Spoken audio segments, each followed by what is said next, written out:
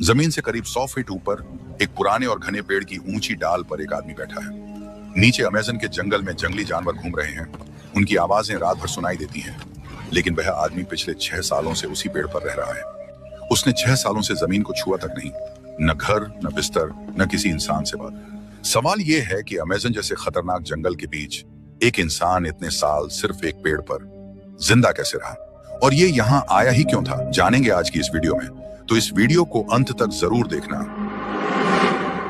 ये कहानी शुरू होती है 3 सितंबर 1937 से इंग्लैंड में रहने वाला एक युवक जिसका नाम डेनियल फॉस्टर था अपनी पढ़ाई पूरी कर चुका था।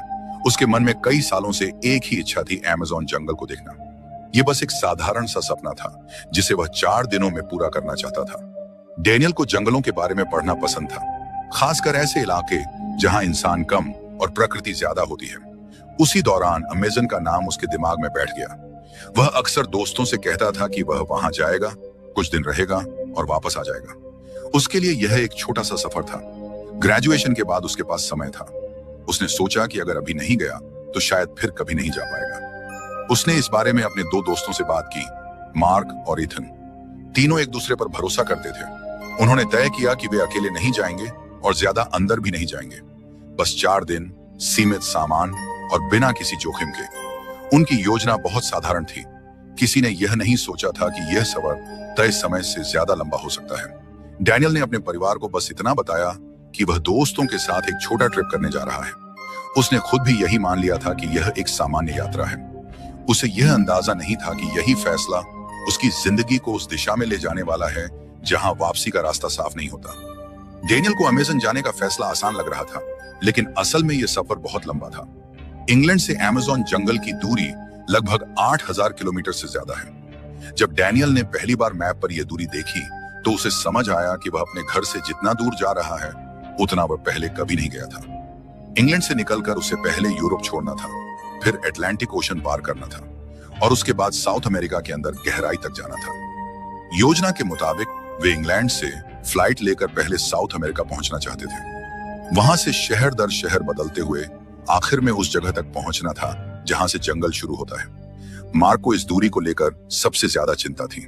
वह बार बार कहता था कि इतना दूर जाने के बाद वापस लौटना आसान नहीं होगा, लेकिन ईथन इसे एक लंबी यात्रा से ज्यादा कुछ नहीं मानता था।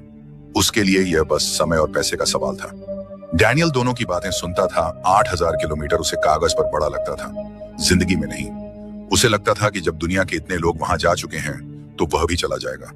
उस वक्त लंबा सफर आज जैसा आसान नहीं था। न सीधी फ्लाइट्स थीं, न हल्के बैग, न जीपीएस या मोबाइल।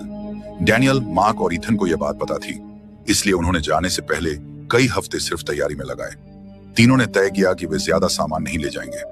उस जमाने में भारी बैग सफर को और मुश्किल बना देता था। डैनियल ने अपने कैनवास के बैग में सबसे पहले कपड़े रखे, शर्तें, एक जैकेट, मजबूत पैंट और बारिश से बचने के लिए एक लंबा कोट। अमेज़न के मौसम के बारे में उसे बस इतना पता था कि वहां नमी बहुत ज्यादा होती है। खाने के लिए उन्होंने सूखा सामान रखा, ब्रेड के सूखे टुकड़े, कुछ बिस्किट और थोड़ी चीनी।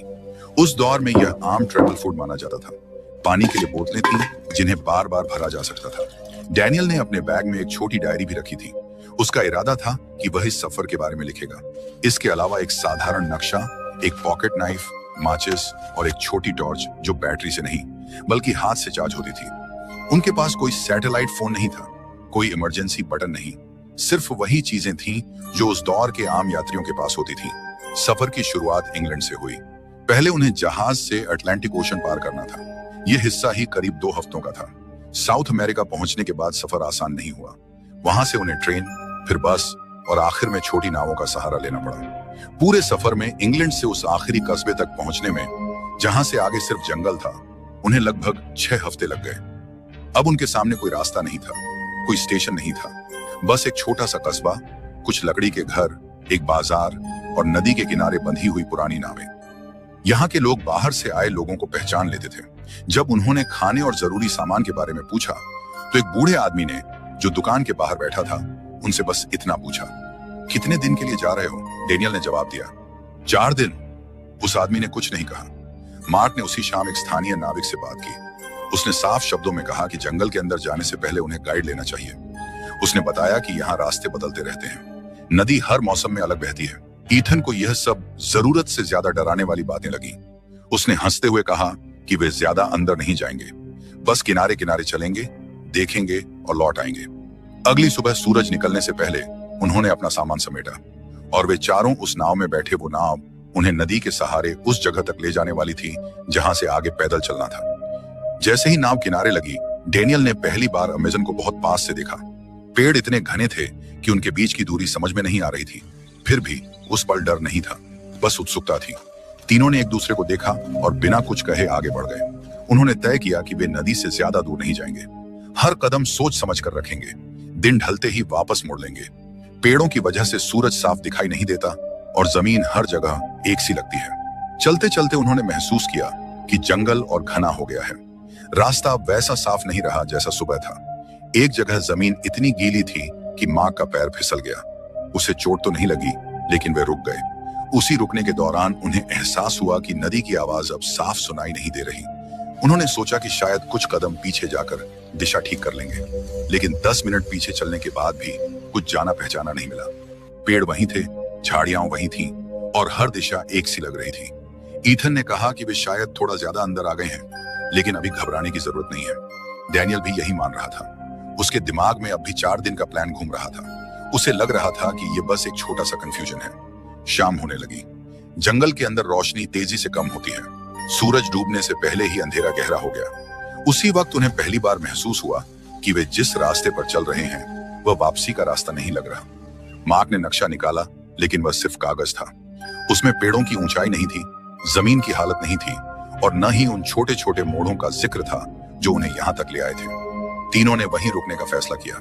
उन्हें लगा कि रात यहीं काट ली जाए और सुबह रोशनी में रास्ता ढूंढा जाए, लेकिन जमीन इतनी गीली थी कि बैठना मुश्किल था। आसपास की झाड़ियों में कुछ न कुछ हिलता रहता था। डैनियल ने ऊपर देखा। पेड़ की डालें काफी ऊंची थीं, लेकिन मजबूत लग रही थीं।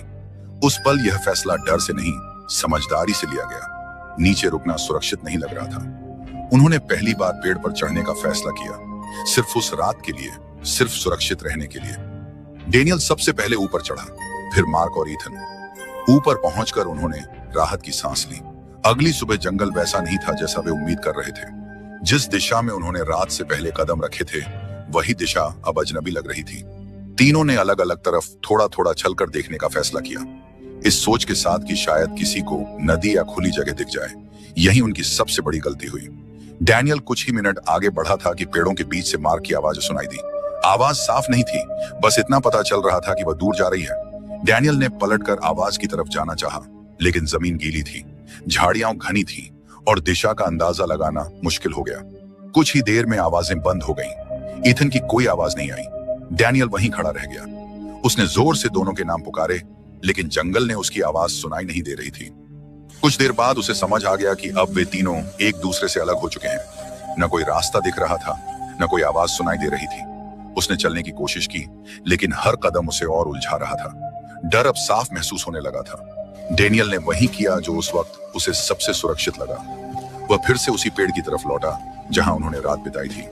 पहले दिन उसने बस ऊपर बैठकर इंतजार किया। उसे लगा कि मार्क या ईथन कहीं से दिख जाएंगे, आवाज देंगे या नीचे से गुजरेंगे, लेकिन दिन ढल गया, कोई नहीं आया।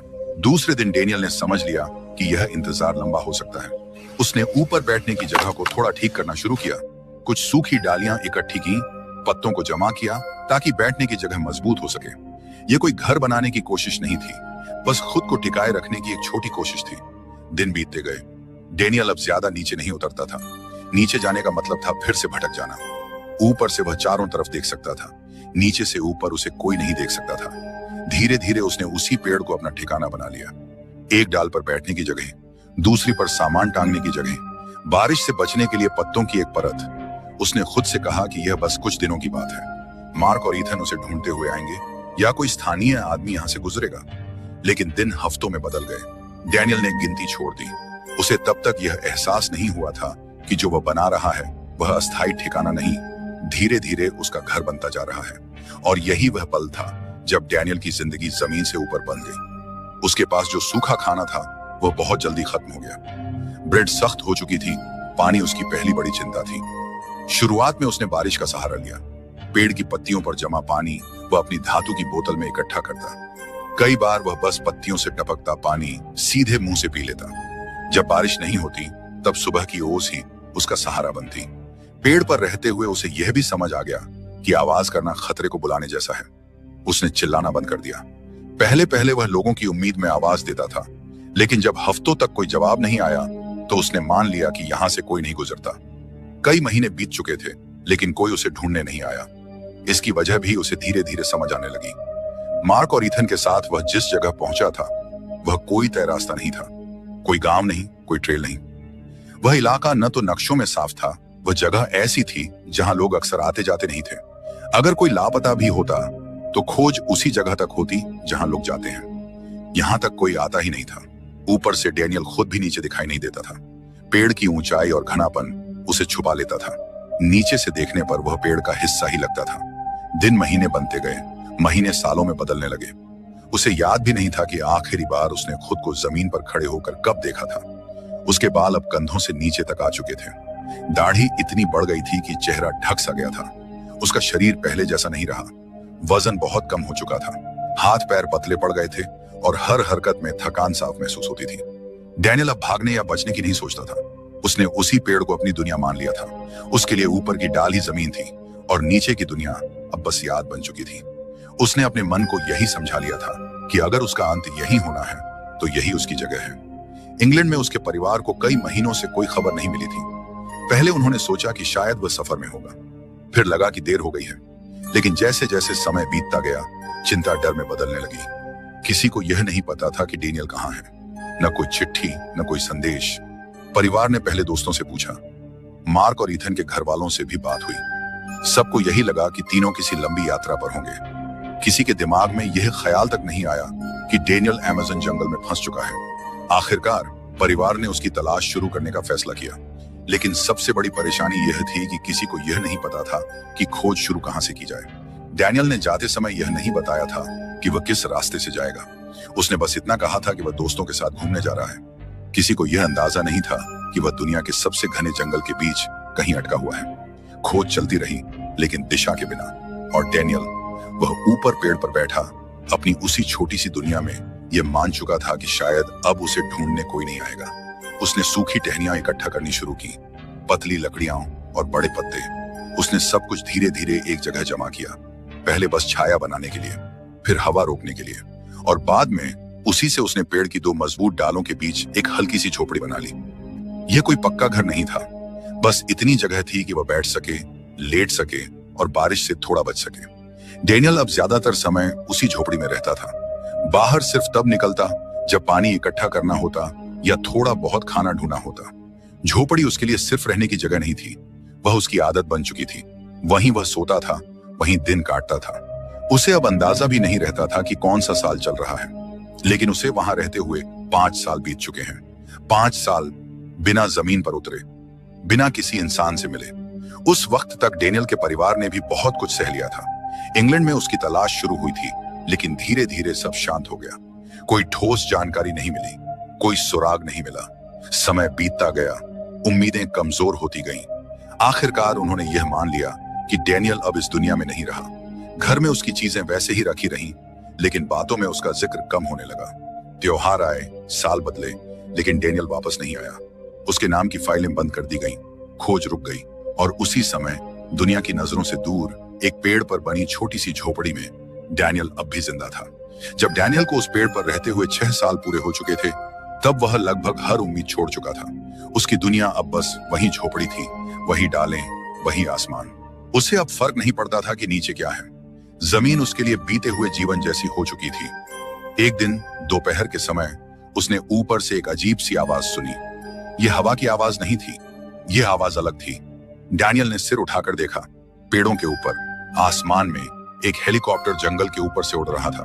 वह हेलीकॉप्टर अमेज़न जंगल में रिसर्च के लिए आया था। उस इलाके में ऊपर से सर्वे किया जा रहा था। पहले तो डैनियल को यकीन ही नहीं हुआ, फिर उसे समझ आया अगर यह मौका निकल गया तो शायद फिर कभी नहीं आएगा। उसने अपनी पूरी ताकत लगाकर इशारा करना शुरू किया, डालों को हिलाया, पत्तियां गिराईं, झोपड़ी से बाहर निकलकर हाथ हिलाने की कोशिश की।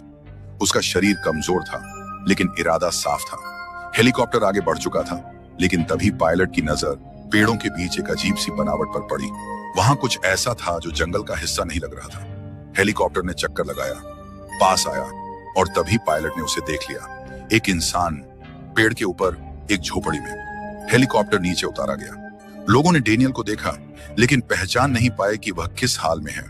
उसके बाल बहुत लंबे थे, दाढ़ी बेतरतीब थी, शरीर बेहद पतला हो चुका था। वह चल भी ठीक से नहीं पा रहा था। जब डेनियल को नीचे उतारा गया तो यह उसकी जिंदगी का पहला कदम था जो उसने 6 साल बाद जमीन पर रखा। उसे अस्पताल ले जाया गया। धीरे धीरे उसकी पहचान हुई, कागज मिले, नाम सामने आया और फिर उसके परिवार को खबर दी गई। जब डेनियल को उसके घर ले जाया गया तो उसके माता पिता दरवाजे पर खड़े थे, लेकिन जब उन्होंने उसे देखा तो कुछ पल के लिए वे उसे पहचान ही नहीं पाए। ये वही बेटा था, लेकिन चेहरा बदला हुआ था। आंखों में उम्र से ज्यादा थकान थी। धीरे धीरे जब सच सामने आया तब समझ आया कि जिस बेटे को वे 6 साल पहले खो चुका मान चुके थे, वह जिंदा था, बस दुनिया से बहुत दूर। अगर यह कहानी आपको सोचने पर मजबूर करती है तो इसे शेयर कीजिए और ऐसी ही सर्वाइवल कहानियों के लिए अननोन सर्वाइवल से जुड़े रहिए।